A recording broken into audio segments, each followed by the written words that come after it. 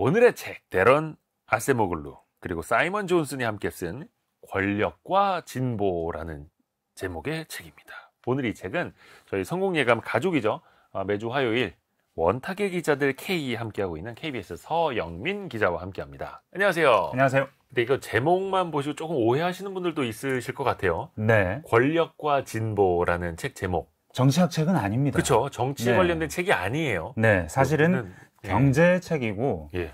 경제 사적인 책인데, 네. 근데 이 재밌는 것이 이 사람이 예전에 쓴 책이 훨씬 유명한 책이 하나 있습니다. 이 예. 책은 아마 다 들어보셨을 거예요. 국가는 왜 실패하는가? 예. 이 책도 사실은 경제 분석을 한 책인데 제목 자체는 정치학 책 같죠. 여기서 말하는 진보는 뭔가 기술의 발전. 그렇습니다. 기술의 발달? 그렇게 생각해도 될 것 같아요. 좌우 아닙니다. 예, 그 좌우 그런 거 네. 아니고요. 좌우 아니고요. 원체 민감하신 분들이 많으셔서 혹시나 해서 네. 여쭤봤습니다. 맞습니다. 이거는 기술에 관한 책이고. 네. 근데 이 책의 저자, 네. 특히 데런 아세모글루. 이 아세가 그 에이스 그 뜻이기도 하더라고요. 데런 네. 아세모글루 이분이 굉장히 유명한 교수님이에요. 네, 방금 말씀드렸던 그 책으로도 그런데 MIT에서도 가장 석좌 교수에 해당하는 직위에 있고 지금, 그리고 방금 말씀드렸던 그 국가는 왜 실패하는가, 이 책이 실은 제임스 로빈슨이라는 그 학자와 함께 쓴 책인데 이 책이 세계적인 베스트셀러가 되고 네. 경제학계에서 일대 센세이션을 일으킵니다. 그러니까 왜 어떤 국가는 실패하고 어떤 국가는 성공하는가, 경제적인 얘기입니다. 경제적으로 왜 어떤 국가는 성공하고 실패하는가를 얘기해 주는데, 제일 재밌는, 우리에게 가장 와닿는 비유를 하자면 이 책에 등장하는데, 이 제임스 로빈슨이라는 교수가 테드에 출연해서 한번 강연을 한 적이 있는데 그때도 제일 앞 사진이 이거였습니다. 나사가 찍은 지구 사진. 예. 그 중에서도 한반도 사진입니다. 아, 그 야경. 네, 한반도 중에서도 밤 사진. 예, 밤 사진. 네, 많은 사람들이 본 적이 있을 텐데 이 사진에 보면 남쪽은 정말 밝습니다. 휘황찬란해요. 밝아요. 네, 불빛이 엄청 네. 많죠. 근데 북쪽은 까맣습니다. 깜깜하죠. 어디가 어딘지 모르겠어요. 육지와 바다의 구분이 안 갑니다. 까마니까. 이걸 보고 테드 강연 보면 재밌는데 제임스 로빈슨 교수가 북한은 왜 이렇게 까말까요? 탄소 중립을 위해서 이런 걸까요? 아니면 촛불을 좋아하기 때문에 전기보다 그래서 이런 걸까요? 농담으로 시작합니다. 네, 그렇지 않다는 거죠. 네, 실패한 국가와 성공한 국가가 이렇게 극명한 대조를 이룬다는 걸 한반도 사진을 보고 설명을 하는 겁니다. 사실은 이 두 나라, 지금은 두 나라지만 처음 초기 조건은 거의 같습니다. 그렇죠. 일제 식민지였고 식민지에서 해방된 다음에 서로 다른 체제가 들어섰을 뿐이죠. 근데 이 차이가 왜 이렇게 심한 격차, 그 한쪽은 휘황찬란하고 한쪽은 캄캄한 암흑인가에 대해서 질문을 던지는 거죠. 그래서 어떤 국가는 왜 실패하고 어떤 국가는 왜 성공하는가, 다양한 이유들을 막 설명하는데 이 책이 유명하기 때문에 간단하게 소개를 하자면 사적 소유를 확실히 확립해 주는 것, 네. 이거 굉장히 중요하다. 내가 발명한 것을 뺏길 수 있다는 가능성이 있을 때 사람들은 인센티브를 받아서 행동하지 않을 수 있다. 어떻게 행동하게 할 것인가 하는 인센티브를 어떻게 설계하느냐가 매우 중요하다. 동시에 기술 발전이 필요하다. 기술 발전이 결국은 혁신이 결국은 세상을 진보하게 하는 것이다.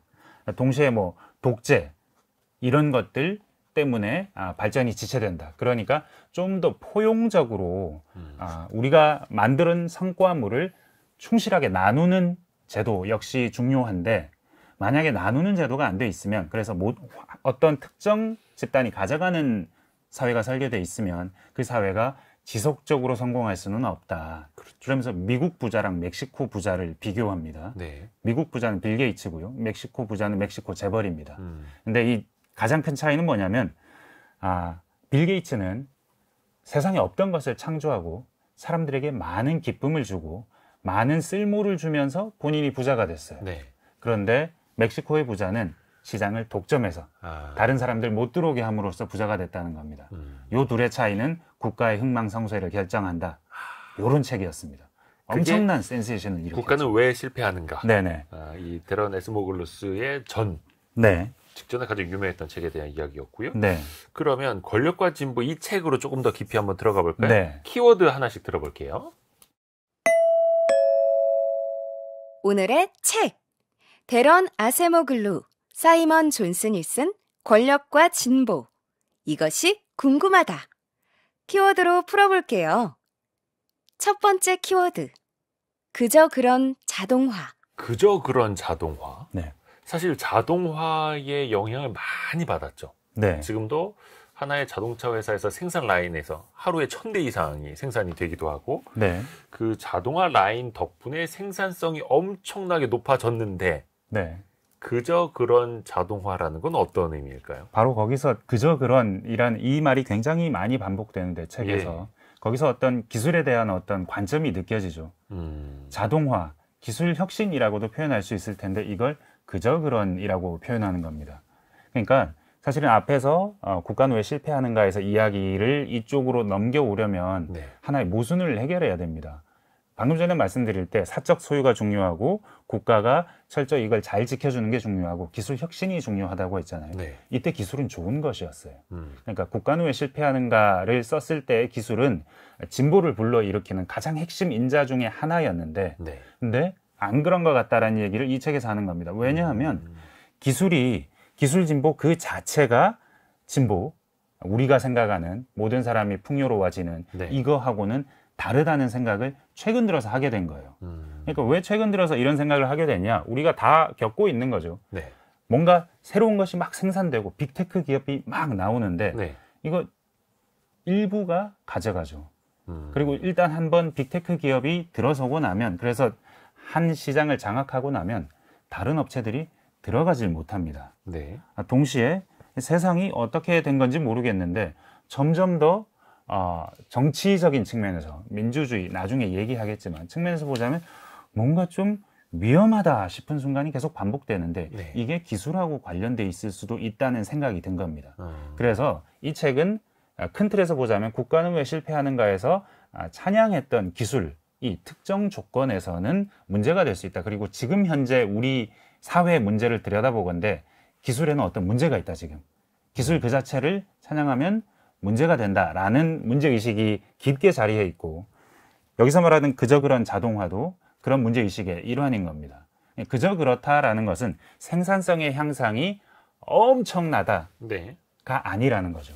과거의 자동화 아니면 기술 혁신은 생산성을 급격히 높여왔습니다. 이를테면 산업혁명 시대의 방적기라는 것. 네. 산업혁명 시대의 방적기는 그 전에 400명이 생산하던 걸 기계 하나가 합니다. 그러니까 생산성이 400배 높아지는 거죠. 네. 엄청난 생산성의 향상이라고 볼 수 있고 그리고 미국의 목화 시장이 미국이 한때 목화 시장을 장악했는데 면화 시장을 장악할 수 있었던 이유는 조명기라는 기계가 발명되고 나서 그 뒤에 목화 씨와 솜을 분리하는 작업이 자동화됐기 때문이에요. 네. 이때 어떤 일이 일어났냐면 1790년대 처음 도입됐는데 그때에 비해서 한 10년 정도가 지나면 생산성이 한 20배 높아지고 그 뒤에 20년이 지나니까 거기서부터 5배가 더 높아집니다. 그러니까 30년 동안 생산성이 100배 높아진 거예요. 네. 엄청난 생산성의 향상을 새로운 기계가 불러왔습니다. 그때 기계 자체는 분명히 생산성의 향상이 그저 그렇지 않습니다. 엄청난 생산성의 향상이었고 동시에 뭐 자동차 같은 경우에 처음에 미국이 대량 생산을 시작하면서 자동차의 시대, 미국의 시대가 열리죠. 네. 그때 사실은 처음에 자동차를 생산할 때 한 1910년대 한 해에 뭐 한 1000대, 2000대 이 정도 생산했습니다. 근데 그게 몇십 년 만에 150만 대. 그러니까 만 대도 생산 못했는데 몇십 년 만에 150만 대 이렇게 생산하게 되는 거예요. 엄청나게 생산성이 향상되는 어떤 기술적인 혁신 혹은 전기의 사용 이런 것들이 있었던 거죠. 근데 그 시대의 혁신과 지금의 혁신이 다르다는 겁니다. 그러면서 예를 드는 것이 이런 겁니다. 지금 자동화되고 있는 것들 일상에서 한번 생각해 보시죠. 네. ATM 기계. 예. 이거 24시간 돌아가서 편리하고 그렇죠. 사람 대신 이 기계하고 거래를 할 수 있으니 더 편리해지고 거의 모든 일이 지금 가능한데 그렇죠. 근데 곰곰이 생각해 보면 창구에 앉아서 내가 직원한테 이거 해주세요, 저거 해주세요 하던 거에 비해서 ATM을 쓰는 게 더 편리한가요? 사람마다 좀 다를 수는 있는데. 네. 엄청나게 편리해졌다. 예. 시간상은 뭐 그런 느낌이 그렇죠. 있을 수 있으나 기다림도 좀 덜 네. 하고. 그럼에도 불구하고 내가 기계에게 설명하지 못하는 것이 있을 수 있단 말이죠. 예. 이를테면 ARS 응답, 그 기업 네. 뭐 분량에 대해서 민원이 있어서 전화했을 때 경험 있으실 겁니다. 그렇죠. 옛날에 다 상담원이 받았어요. 지금 다 기계가 받죠. 네. 근데 기계와 씨름할 때 씨름한다고 답답하죠. 표현해야 합니다. 그 상담원을 찾아서 가는 길이 네. 멀죠. 일단 기다려야 돼요. 네. 뭐 전화하면 네, 이 전화는 어쩌고 저쩌고 하고 난 다음에 뭘 원하시면 몇 번, 뭘 원하시면 몇 번, 한참 뒤에 상담원은 0번 이렇게 그쵸. 말하죠. 근데 상담원 눌러도 어떤 상담입니까? 이 상담, 이 상담, 이 상담 계속 묻는 말에 답을 해야 돼요. 그렇죠. 이게 물론 그 사람을 안 쓰게 됐으니 기업 입장에서는 원가를 절감할 수는 있겠으나 쓰는 사람 입장에서 편한가요? 답답하죠. 아니면 마트에 가서 요즘은 보면 자기가 스스로 바코드 찍고 계산하는 거 있죠. 네. 그거 역시 쓰는 사람 입장에서 과거에 비해서 훨씬 편해졌는가 한번 물어봐야 됩니다. 자동화라는 것이 지금 어떤 것인가라는 측면에서 소비자 측면에서는 이렇게 생각해 볼 수 있고요. 그렇죠. 다른 한 측면에서는 쿠팡 한번 생각해 보시죠. 쿠팡의 배달 노동자들이 굉장히 감시받는다는 얘기 많이 합니다. 그러니까 내가 오늘 배달할 것을 한 90% 이상 배달하지 못하면 그런 실적이 누적되면 그러니까 배당된 물량을 제대로 소화해내지 못하면 이 구역을 반납해야 된다라는 얘기들을 기사들이 해요. 도달률 내지 뭐 이런 측정 지표. 그렇죠. 그리고 창고 안에서도 다른 사람들은 이만큼 계산했어요 라고 숫자를 딱 내밀면서 근데 왜 당신이 이만큼 못하죠? 여기서부터 여기까지 조금 더 빨리 움직여주세요. 이런 종류의 점점 더 노동에 대한 간섭이 굉장히 심해집니다. 그 실시간으로 다 들여다보고 있으니까. 네. 그러니까 이런 종류의 자동화 내지는 알고리즘을 이용한 생산 과정의 시스템적인 관리 이것이 물론 혁신이긴 하고 그것이 어쩌면 어떤 빅테크 기업의 독점에 이르는 어떤 중요한 요소였기도 한데 그것이 정말 대단한 생산성의 향상 그래서 이 자동화가 정말 대단한 것이냐 꼭 그렇지는 않다. 이를테면 이걸 사람이 했으면 좀 더 나은 측면이 있다면 사람의 사회성이 필요할 수도 있는 것이고 네. 사람이 조금 더 친절하게 대응해 줄 수도 있고 감정적인 부분을 헤아려 줄 수도 있는데 기계는 자동화는 그런 거 못 하거든요. 그렇죠. 그런 측면에서 보자면 이게 그렇게 대단한 자동화가 아닐 수 있는 자동화들이 너무 많은 관심을 받고 있다. 어떻게 보면 편익의 한계가 있을 수밖에 없다라는 네. 또 지적이기도 하고요. 네. 기업 입장에서는 인건비도 줄이고 자동화를 통해서 생산성 높이고 소비자 입장에서도 굉장히 편리해지고 하는 거지만 그 한계는 있을 수밖에 없다라는 네. 거고요. 근데 이게 기계만 그래서 의존해서도 안 된다라는 거고 어느 지점에 가면은 생산성에도 좀 한계가 온다라는 거고 근데 이것도 기업들이 좀 파악을 하고 있지 않을까요? 기업들의 움직임에서도? 맞습니다. 뭐 기업들이 당연히 이 자동화가 어느 정도 수준의 자동화인지는 알지만 네. 그럼에도 불구하고 많은 기업들이 이 자동화를 계속해서 추진합니다. 왜냐하면 조금이라도 기업에게는 이익이기 때문입니다. 이를테면 아마존, 쿠팡 말고 아마존으로 한번 생각해 보시죠. 네. 아마존과 쿠팡의 기업 경영 방식은 비슷할 텐데 아마존의 경우에 끊임없이 이렇게 노동 효율화 사실은 이 안에서 일하는 노동자들이 언론과 인터뷰하는 거 보면 내가 로봇이 된 것 같아요. 그러거든요. 근데 이 노동의 자동화 아니면 노동을 타이트하게 감시하는 이 작업이 인간에게 굉장히 스트레스가 가기 때문에 중요한 산업재해가 다른 사업장에 비해서 한 2배 정도 아마존 사업장에서 더 많이 발생한다는 통계도 미국에서는 있습니다. 이 책에도 등장하는 통계인데 네. 그럼에도 불구하고 이렇게 계속 진행되는 이유는 조금이라도 비용을 절감해 주기 때문입니다. 그 조금의 절감이 결국 빅테크 기업의 플라이휠이라고 말하는 점점 돌아가다 보면 멈출 수 없게 만드는 그 작용을 점점 더 강화시켜 준다는 거죠. 그러니까 노동은 비용이 됐고 이 비용을 조금이라도 더 줄일 수 있다면 이 자동화를 계속해서 가게 되는 겁니다. 이 과정이 지금 거의 모든 기업들이 왜냐하면 지금은 원가 경쟁이 분명히 치열한 시대이고 여기에 있어서는 기업에게 충분히 변론의 여지가 있는 것도 사실입니다. 그렇기 때문에 계속해서 원가를 줄일 방법들을 생각하고 노동력을 줄이는 게 원가를 줄이는 가장 좋은 방법 중에 하나이기도 하거든요. 근데 그 아마존에서 벌어지는 아니면 빅테크 기업에서 벌어지는 종류의 노동 절감이라는 것이 결국은 노동자가 과거에 그냥 누리던 것들 조금의 더 휴식 아니면 핸드폰 한번 볼 시간 아니면 중간중간에 내가 스스로 업무를 짜서 그 내 리듬에 맞춰서 일하던 것들이 다 회사가 원하는 리듬에 맞춰서 가야 되는, 그러면서 회사를 위해서 최대한의 이윤을 뽑아내는 어떤 도구가 되기 때문에, 그렇게 된다면 이것은 책에서 말하기에는 노동자가 가지고 있던 지대를 사용자에게로, 기업에게로 옮기는 절차다. 그러니까 노동자가 가져갈 몫을 계속해서 기업이 가져가고 있는 것이다. 이런 결과로 수렴이 된다는 것이죠.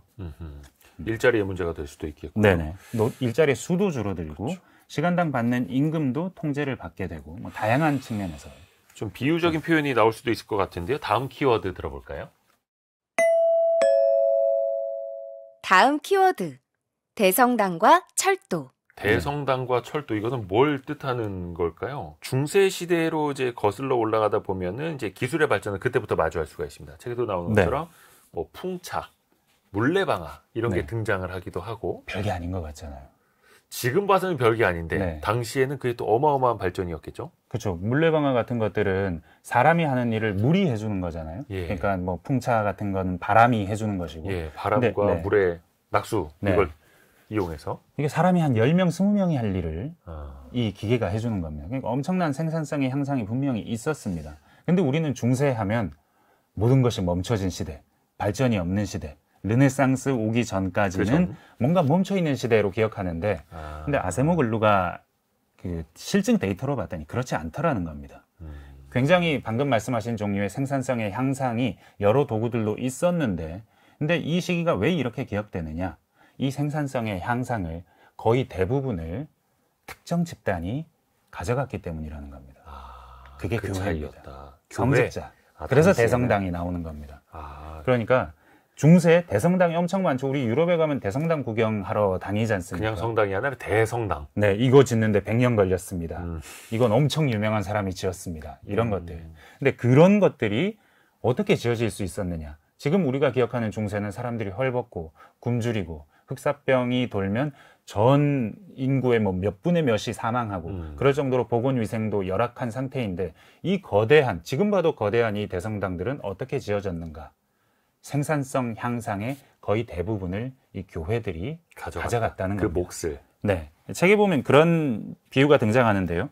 프랑스에서 1100년에서 1250년 사이에 총 산출의 20%가량이 종교 건축물을 짓는 데 쓰인 걸로 추정된다.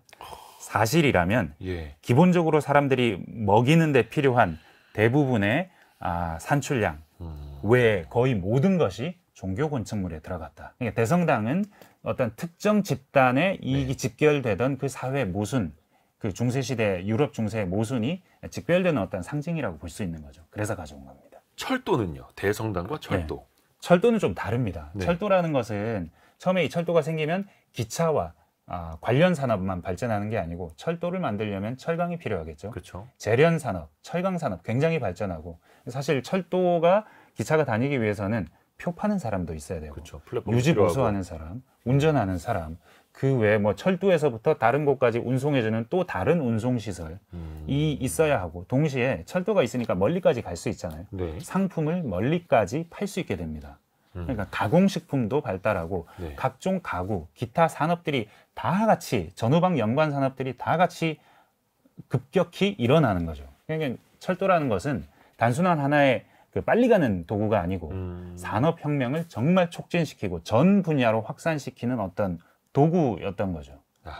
기술의 발전이 산업으로 확산되는 그 과정이 있었던 철도를 비유로 꼽아주신 거고요. 다만 철도는 그런 역할만, 기차는 그런 역할만 하는 게 아니더라는 겁니다. 그게 지금까지 말씀드리는 건 산업혁명을 했던 영국에서의 얘기고, 반대로 인도, 영국의 식민지였던 인도에서 철도는 어떤 역할이었나? 물론 철도는 인도에서도 더 빨리 갈 수 있게 하는 역할을 하죠. 근데 무엇이 더 빨리 가느냐? 인도는 인구가 굉장히 많기 때문에 기후도 천차만별이기 때문에 기근이 동시다발적으로 여러 곳에서 일어날 수 있습니다.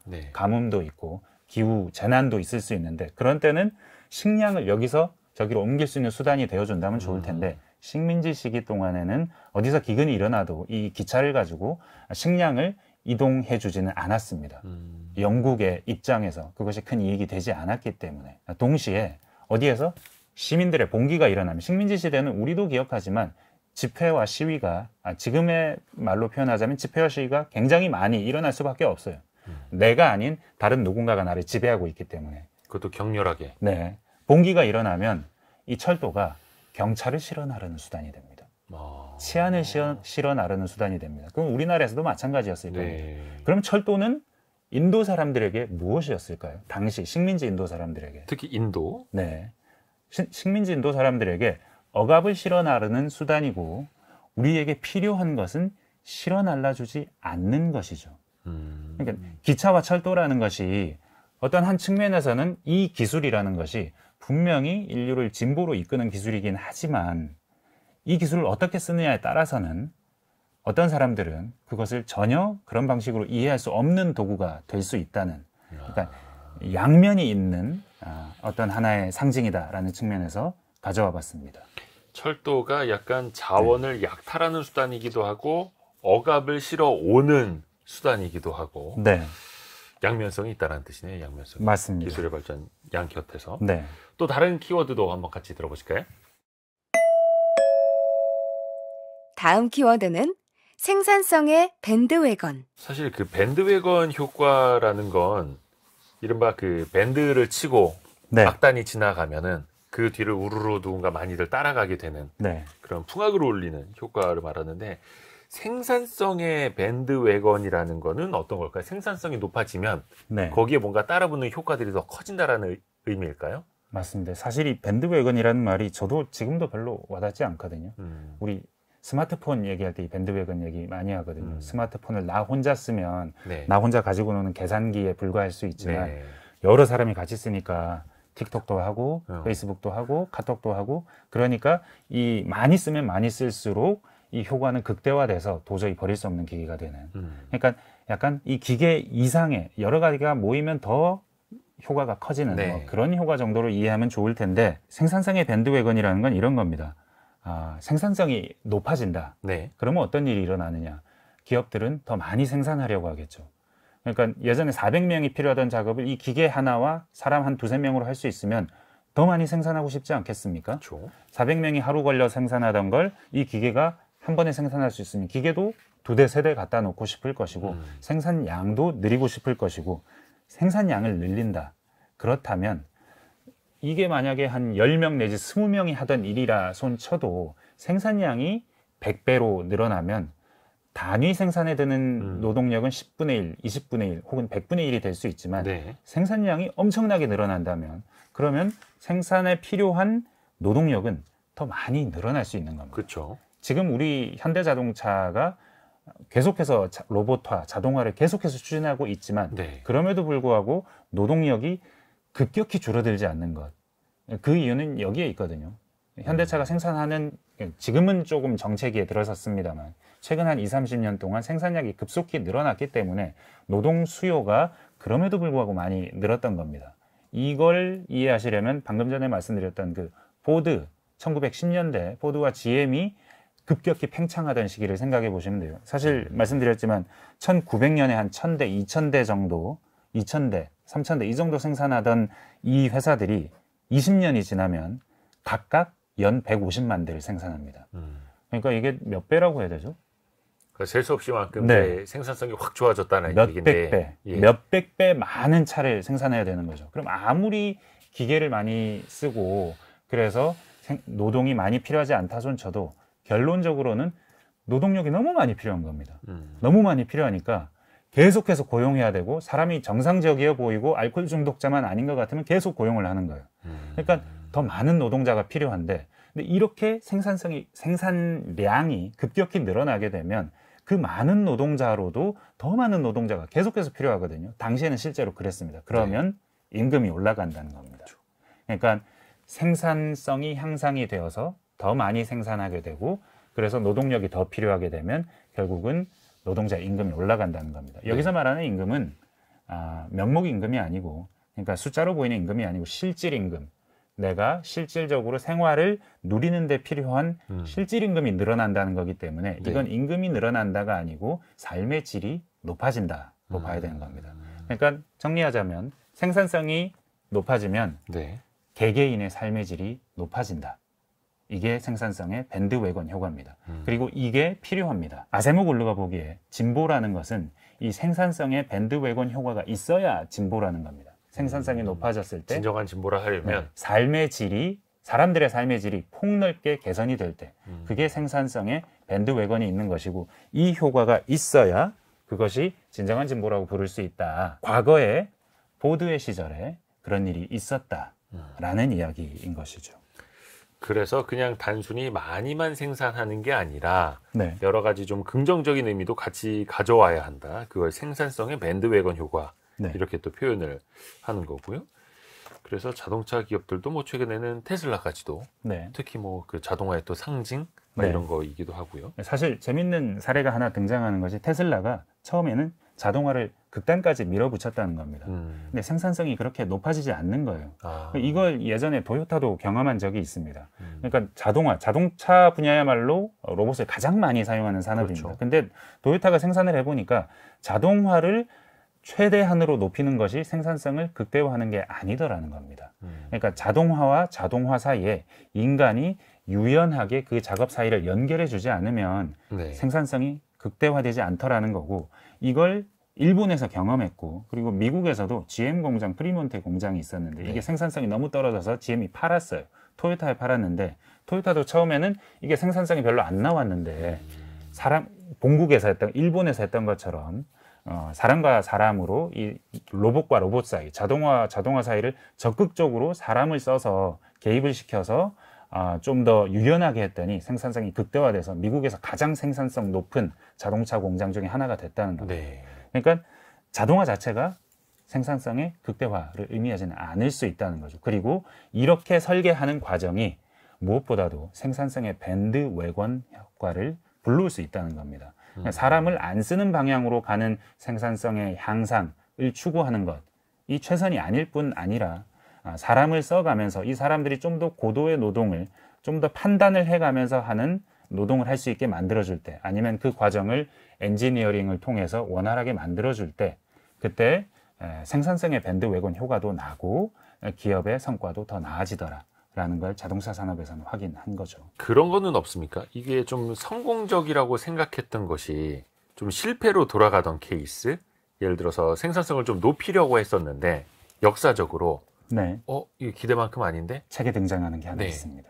수에즈 운하 얘기를 들어요. 운하. 네, 파나마 운하, 수에즈 운하 이 두 가지 비유가 나오는데 네. 비유라기보다는 역사적 사실이죠. 페르디낭 드 레셉스라는 프랑스인이 네. 그 사실은 지중해와 이 아랍을 연결하는 바로 그 수에즈 운하로 굉장한 성공을 거둡니다. 네. 그런 뒤에 파나마 운하에도 도전을 합니다. 파나마 운하는 남아메리카와 북아메리카 사이에 그 사이에 배가 다닐 수 있는 길, 육지거든요. 가늘지만 육지로 연결되어 있는데 거기를 배가 다닐 수 있는 길을 만드는 사업이었는데 과거에 이 사람이 수에즈에서 성공한 경험이 있다 보니까 이 사람의 비전이 지배적인 비전, 이 책의 표현에 따르면 이 되어서 그 사업도 진행하는데 엄청난 파국으로 갑니다. 과거에 어떤 기술적인 방식을 고집하다가 당시에 투자 금액을 대부분 날렸을 뿐만 아니라 왜냐하면 운하를 완성하지 못했거든요. 이 사람이. 동시에 프랑스 사람이 건축 과정에서 5천 명이 죽고요. 서인도 제도 노동자들 거의 노예에 가까웠던 사람들이 17,000명이 죽습니다. 근데 아무것도 만들어내지 못해요. 나중에 미국이 직접 들어와서 결국 파나마 운하를 만들어내지 그 전에는 그 사실은 어떻게 하려고 했냐면 산을 다 깎아서 수문 없는 종류의 운하를 만들려고 했는데 수문이 없는 네. 운하를 만들려다가 실패했다. 네, 이거 한 뭐 이 정도만 파면 될 거야 했는데 나중에 보니까 그 정도 파 가지고는 10분의 1도 운하를 완성할 수가 없는 거죠. 다른 기술적인 방식이 필요했던 겁니다. 근데 그 성공적이었던 이 사람의 비전을 믿었던 사람들이 프랑스 사람들이 이 방식을 지지했고 그러면서 재앙적인 결과로 가기도 했습니다. 그래서 프랑스인들도 목숨을 많이 잃었고 네. 돈도 많이 잃었고 근데 결국에는 나중에 이제 미국이 들어오면서 완성을 했던 거고 맞습니다. 그래서 앞선 성공 사례가 결코 그 뒤에 성공으로 이어지지는 못했다라는 거고요. 네. 근데 이게 기술의 발전하면은 또 최근 시대에서는 인공지능 AI를 빼놓고 말을 할 수가 없습니다. 네. 인공지능 시대에도 뭔가 시사하는 바가 있겠죠. 일단 이 책에서 저자가 말하는 진보라는 것은 더 많은 사람들이 그 효과를 누릴 수 있어야 됩니다. 임금, 생활 수준이든 아니면 그 기계를 씀으로써 만족감이든. 아까 그 생산성의 밴드웨건이라고 네네. 표현했던 것처럼. 네. 근데 이것이 분명히 진일보하는 기술이 있고 그에 따라서 과거에는 생각하지 못했던 종류의 경험이 가능한 측면도 있는 게 사실이에요. 네. 근데 사회 전방위적으로 이런 작업들이 진행되다 보니까 노동을 줄여야 한다라는 수단으로서 자동화를 쓰게 되는 경우가 많고, 그렇게 생각하기 쉽죠. 네, 그런 종류의 비전이 굉장히 지배적인 비전이다. 지배적인 비전이다라는 표현을 많이 쓰는데 지배적인 비전이 됨으로써 사람의 노동이 어쩌면 좀 필요 없는 것처럼 느껴지게 만든다. 근데 아까도 좀 전에도 그저 그런 자동화라는 표현에서도 설명드렸지만 대부분의 저희가 일상에서 접하는 자동화 내지는 AI를 사용했다는 서비스들이 아직은 대단히 만족스럽지는 않습니다. 저 아직까지는. 네, 그리고 챗GPT 지금 혁신의 총화 네. 분명히 더 나아질 것이고 앞으로는 더 개선될 측면도 있지만 근본적인 물음표가 제기되는 부분이 있죠. 이를테면 사람이 거짓말을 질문했을 때 그 말이 거짓말인지 못 알아차린다거나 그쵸. 아니면 이 사람이 원하는 것 같은 답을 찾아내서 해줘야 되니 모릅니다라는 말을 하지 못하고 잘못된 지식을 자꾸 전달해주는 그쵸. 이런 종류의 버그는 지금 현재 인공지능 경로의 상황상 고쳐지기 어려울 가능성이 꽤 있다는 거거든요. 그러니까 이런 종류의 문제점들이 있을 때 우리가 쓸 때 이거 정말 똑똑한 사람이다라고 완전히 100% 신뢰하면서 쓰기는 챗GPT조차도 어려움이 있고 뭐 ARS 서비스라든지 아니면 ATM 기계도 아니면 뭐 마트에 가서 쓰는 우리가 그런 기계들도 분명히 문제가 있다는 거죠. 그리고 노동력을 줄이는데 너무 집착하다 보니까 사람을 로봇 취급한다는 겁니다. 그 아마존의 사례에서도 쿠팡에서도 비슷한 사례가 계속 나오고 있죠. 네. 그러니까 우리가 노동을 함에 있어서도 아니면 물건을 삶에 있어서도 분명히 만족스럽지 않은 부분이 있고 그 지점에 있어서 우리가 발견하게 되는 것은 인간이 그렇게까지 쓸모없진 않다. 상담을 할 때 아니면 뭐 상품을 추천할 때 아니면 뭔가를 판매해야 될 때 계산해야 될 때 인간의 노동이라는 것이 다 자동화되고 인공지능에 의해서 알고리즘적으로 분석이 되어서 최적화된 다른 해답이 있을 만큼 인간이 그렇게 쓸모없는 존재가 아니다라는 걸 오히려 더 깨닫게 되는 상황들이 계속해서 반복된다. 이런 점에 있어서 문제의식이 경제적인 측면에서는 분명히 있는 겁니다. 이게 자동화가 아니면 AI를 극단적으로 많이 쓰는 것이 산출물을 극대화하지 않는다라는 경험을 실증적으로 하는 겁니다. 이 아세모글루라는 학자는 절대 좌파 경제학자가 아닙니다. 국가는 왜 실패하는가라는 책에서도 봐도 사적 소유 이걸 국가가 확립해 준 게 제일 중요하다 그러고 기술이 중요하고 결국은 생산성의 향상이 중요하다. 결국은 굉장히 경제학 교과서 원론에 있는 그 얘기에 본질적으로 부합하는 얘기를 하면서 실증적인 증거를 찾아가는 사람이에요. 근데 최근에 와서 보니까 기술이 좀 이상한 겁니다. 기술 자체의 혁신 그리고 기술을 가지고 있는 어떤 테크 회사 자체에 대한 추앙이라고 해야 될까요? 아니면 어떤 특정한 개인에 대한 신뢰가 너무 커지는 현상으로 가는 와중에 사람들은 일자리를 잃고 혹은 그 사람의 노동이 주변화되거나 감시의 대상이 되거나 하고 우리는 점점 더 좀 더 그렇게 질이 나아지지 않은 서비스를 그냥 대충 만족하면서 써야 되는 상황으로 가는 게 아닌가 하는 우려가 든 겁니다. 그래서 이런 얘기를 계속 하는 겁니다. 그 이야기를 다음 키워드 들어보면 더 명확히 알 수 있을 것 같은데요. 같이 들어보실까요? 다음 키워드. 공유된 번영. 방금 서영민 기자가 이야기를 했던 것처럼 네. 그렇죠. 결국은 불평등이 찾아올 수밖에 없다라는 거고 당연히 뭐 자본계층, 자본가, 네. 기업들은 그걸 누리는 게 더 많을 거고 노동자들에게는 사실 이게 좀 야속하게 다가올 수도 있겠습니다. 네. 빼앗기는 게 있다라고 느낄 수도 있을 테고 그래서 그걸 같이 이제 번영을 공유할 수 있어야 된다. 여기가 약간 운동 같아지는 지점입니다. 그리고 여기서 방법론이 좀 모호해지는 지점도 있긴 합니다. 그런데 분명히 생각해 봐야 할 지점은 뭐냐면 지금 상황이 최선인가? 기술을 지금처럼 활용하는 것이 최선인가? 그것이 모두에게 더 좋은 결과로 이어지는가? 더 많은 사람에게 더 좋은 결과로 이어지는가에 대한 질문이 필요하다는 지점에서 네. 이 부분을 꼭 짚어봐야 되는 겁니다. 네. 그러니까 공유된 번영이라는 것이 지금까지 우리가 누리고 있는 겁니다. 사실은. 사실은 우리가 예를 들면 100년 전, 200년 전의 사람에 비해서 훨씬 윤택한 삶을 그럼요. 살고 윤택하고 풍요롭게 살고 네. 있죠. 계급도 없죠, 저희는. 아, 네. 예전에 만약에 제가 노비로 태어났으면 이런 말을 하고 다닐 수도 없는 것일 테고 네. 굉장히 비참한 삶을 살았을 수도 있고 세상은 분명히 진보했습니다. 네. 이 진보를 분명히 기술이 가져온 거예요. 산업혁명이 가져왔고 미국의 대량 생산, 대량 소비 시대가 열리면서 좀 더 자본주의의 확실한 기회가 열린 거거든요. 그런데 그러니 기술은 중요한 것이다라고 하기에는 이 저명한 학자가 보기에는 그 과정이 결코 자동적으로 이루어진 게 아니었다는 겁니다. 이를테면 산업혁명을 한번 예로 들어보면 산업혁명이 우리에게 좀 더 나은 부를 가져왔고 생산성이 급격한 향상을 가져오긴 했지만 산업혁명 첫 100년 동안 사람들의 실질 소득은 거의 증가하지 않았다는 겁니다.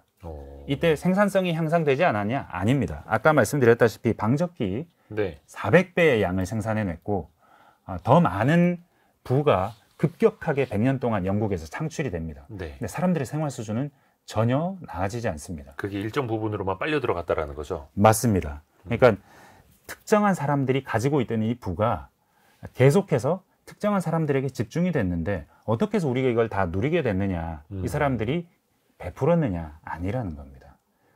제일 처음 시작 지점에 러다이트 운동 같은 어찌 보면 굉장히 납득하기 어려운 종류의 운동도 있었습니다. 기계 부수는 운동. 자동화 기계를 때려 부수자 그런 운동이었죠. 저 기계가 나를 실업자로 만들었어. 굉장히 퇴행적으로 느껴지는 운동이죠. 그런데 이 운동이라는 것이 결국 사형당할 뻔도 하고 이 운동이 철저하게 진압이 됩니다. 그럼에도 불구하고 사람들의 반발, 참을 수 없다. 그렇죠. 이런 종류의 반발이 길항 권력이라는 걸 만들었다는 겁니다. 그러니까 기술의 발전이 초기 단계에서 급격히 생산성을 높이지만 이 부가 충분히 분배되지 않는데 길항 권력이라는 것이 충분히 생겼을 때 네. 그때 이 부가 분배되기 시작하더라는 겁니다. 이를테면 이 과정은 좀 더 이 부를 다른 사람들과 나눠야 한다는 요구, 그리고 이 기계가 처음에 산업혁명 초기에 이렇게 기계가 막 보급이 되면서 젊은 남자 육체 노동이 크게 필요 없게 되거든요. 그러니까 공장에서 여성도 고용하고 특히 가장 문제가 되는 건 아동입니다. 기계가 너무 크고 이 기계 사이사이를 움직이면서 이동해야 되니까 몸이 작을수록 유리한 겁니다.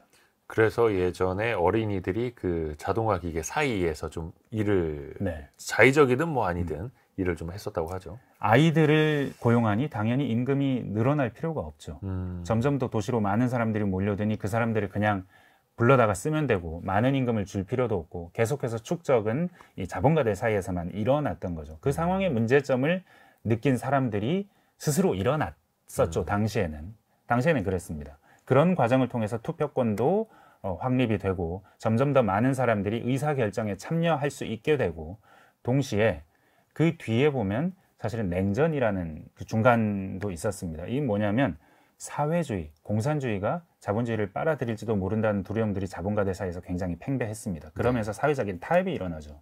그러면서 노동자들에게 좀 더 많은 몫을 줘야 된다는 목소리도 커졌고 또 이런 일도 있었습니다.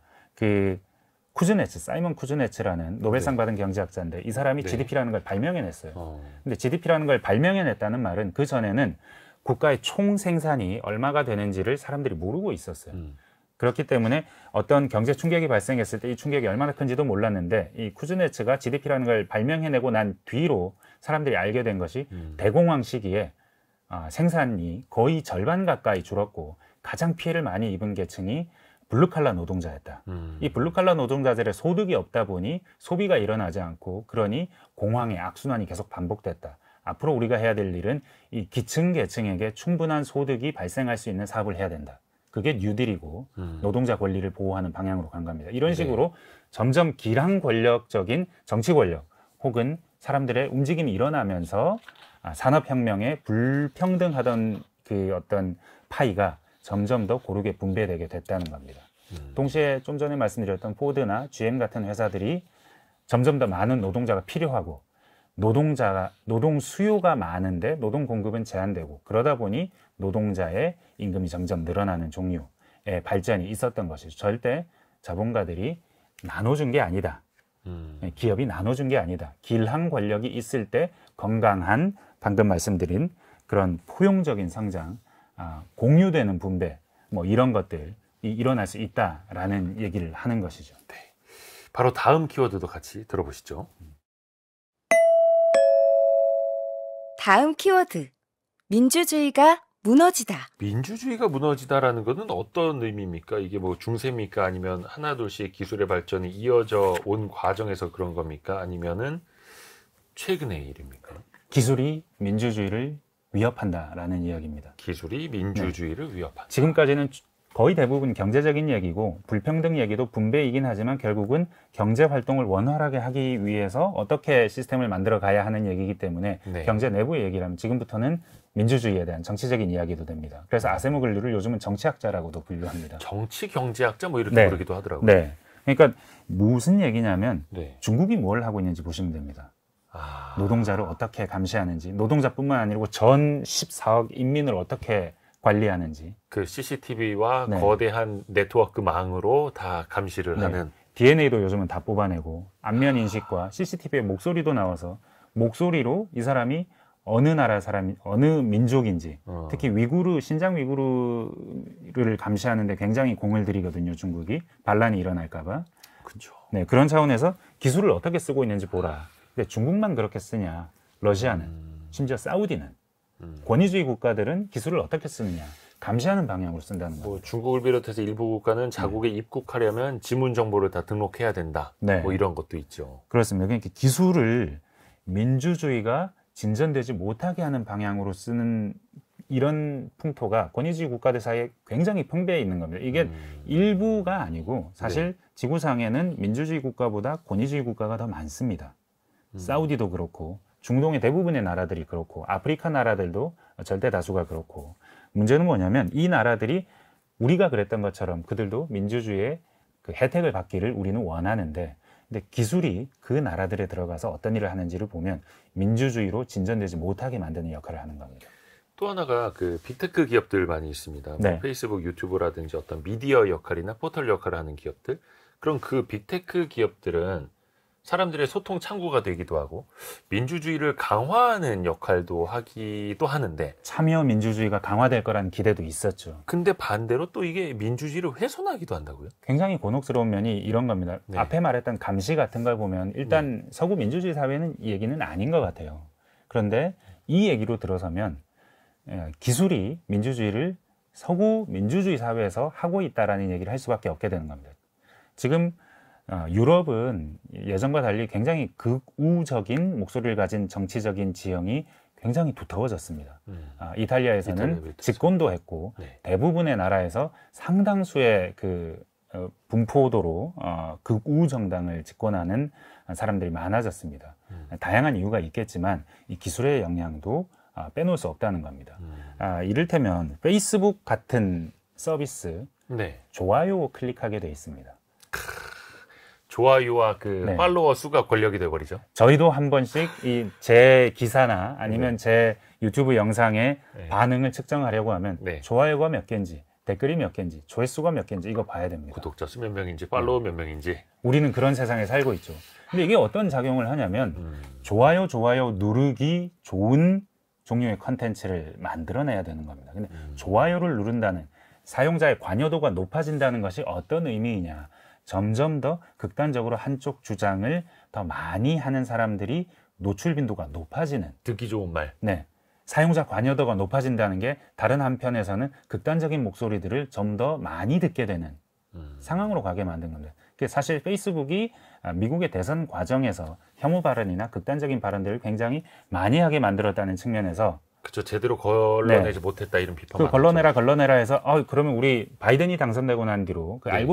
이 알고리즘이 하는 일이거든요. 네. 어떤 영상을 추천해 주는지 추천해 주는 것을 소비되는 확률이 한 70% 정도 됩니다. 페이스북이나 유튜브. 네. 그러니까 사람이 클릭하는 것보다 이걸 보고 난 다음에 추천해 주는 영상을 보는 확률이 그런 컨텐츠가 70% 유통된다는 건데 그래서 페이스북이 이 과정에 문제가 있다. 혐오 발언이나 극단적인 발언들이 너무 많이 노출된다고 하니까 바이든이 당선되고 난 뒤에 한번 바꾸기도 합니다. 좀 그렇지 않아지는 방향으로. 그랬다가 다시 돌아오죠. 관여도가 높아지는 것이 유리하다.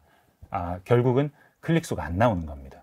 사람들이 페이스북이라는 아니면 기타 다른 종류의 소셜미디어에 머무르는 시간이 알고리즘을 바꿨더니 줄어드는 거예요. 근데 머무르는 시간이 줄어든다는 것은 광고 수익이 줄어든다는 얘기입니다. 그쵸. 그리고 그것이 빅테크들의 비즈니스 모델입니다. 더 많이 머물게 해서 광고를 더 많이 보게 해야 하는데 그러지 못하게 되니까 이런 상황이 유튜브에서도 페이스북에서도 달갑지 않은 상황이 되는, 그러다 보니 사람들이 점점 더 극단적인 주장에 귀를 더 기울이고 내 집단만 이야기하고 필터 버블이라고 하는데 서로 다른 종류의 공간에서 살아가게 된다는 겁니다. 공기방울 속에서 저쪽과는 교류를 하지 않은 채. 그렇게 되면 민주주의라는 것은 교류와 협의와 공론장에서의 대화를 통해 형성이 되는데 그런 과정이 사라지는 거죠. 그러니까 민주주의가 점점 더 극단화되고 서로 타협할 수 없는 상황으로 가고, 지금의 우리 사회가 겪고 있는 문제가 이 소셜미디어, 빅테크 같은 회사들의 비즈니스 모델에서 오는 것일 수도 있다라고 우려하는 거죠. 이게 사실 기업에만 맡겨두면은 그게 자정작용이 제대로 돌아갈지는 좀 의문이고, 네. 그래서 정책적으로도 좀 규제할 필요가 조금 전에 이야기한 것처럼 나왔던 거고, 네. 근데 거기에 투자자들 역시 목소리를 내야 된다, 이런 네. 지적도 같이 하네요. 사실 뭐 적극적인 투자라는 것이 어떻게 투자하는지, 뭐 친환경 투자를 하는지, 아니면 뭐 민주주의적인 투자를 하는지, 아니면 뭔가 좀 독재 국가에 투자하는지, 뭐 이런 것들을 다 봐야 된다는 얘기도 있는 거고, 네. 사실 이 부분에서는 한 사람의 석학에 어떤 제시하는 다양한 대안들이 그렇게 설득력 있게, 모든 것이 설득력 있게 들리지 않을 수 있으나 중요한 것은 네. 국가가 더 많은 역할을 해야 되고, 빅테크의 비즈니스 모델이 이대로 가서 민주주의를 위협하게 해서는 안 되고, 권위주의 국가들이 이렇게 계속해서 감시하도록 내버려 둘 것이냐, 이런 종류의 감시가 민주주의를 위협하고 인간의 권리를 위협한다면 거기에 대해서 우리가 어떤 대응을 해야 되는 것 아니냐. 그 대응은 빅테크 회사들 혹은 기술을 가진 회사들과의 어떤 협의 내지는 가이드라인을 제시하는 것들과 함께 가야 될 수밖에 없지 않느냐. 동시에 세금도 좀 더 다르게 걷어서 좀 더 분배를 확실히 할 수 있는 방향으로 가야 하는 것 아니냐라는 종류의 다양한 이야기, 그러나 많이 들어본 이야기로 갈 수밖에 없는 것이죠. 뭐 정부의 규제, 세금을 통한 분배, 또 투자자들의 역할, 다양한 네. 걸 또 주문을 하고 있습니다. 심쿵 한방 정리해 볼까요? 오늘의 심쿵 한방. 권력과 진보를 관통하는 핵심 구절. 한방에 정리합니다.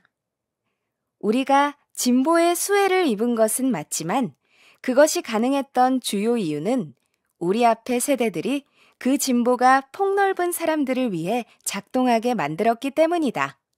이제 우리가 다시 이 일을 해야 한다. 그러니까 그 기술의 진보가 폭넓은 사람들을 위해 작동하게 만들었기 때문에 지금 우리가 그 수혜를 보고 있는 거다. 네. 우리도 그 일을 같이 다시 해야 된다라는 메시지네요. 맞습니다. 그러니까 생산성의 향상은 네. 큰 틀에서 인간의 진보를 의미할 가능성이 매우 높고 역사적으로도 그러했다. 예. 그런데 그 과정이 자동적이지는 않았다. 그러니까 가만히 있는데 그렇게 네. 들어온 건 아니다. 맞습니다. 이게 문제가 있을 때 이 문제를 인식하고 이 문제를 개선하려고 노력했을 때 인간은 항상 답을 찾아왔다. 이번에도 그렇게 해야 한다. 왜냐하면 지금의 기술 진보라는 것이 정말 인간을 위하고 있는지, 그리고 많은 사람들에게 폭넓게 공유되고 있는지, 혹은 민주주의라는 우리가 가장 중요하게 생각하는 이 가치, 시스템이 계속해서 유지될 수 있게 기술이 이끌어 나가고 있는지, 아니면 혹시 특정한 어떤 굉장히 혁신적인 혁신가가 우리 모두를 책임질 거야 라는 종류의 생각을 하게 만드는 건 아닌지, 그렇다면 그것은 문제가 아니냐. 지금 상황이 굉장히 위태롭다. 그러니 우리가 행동을 해야 한다.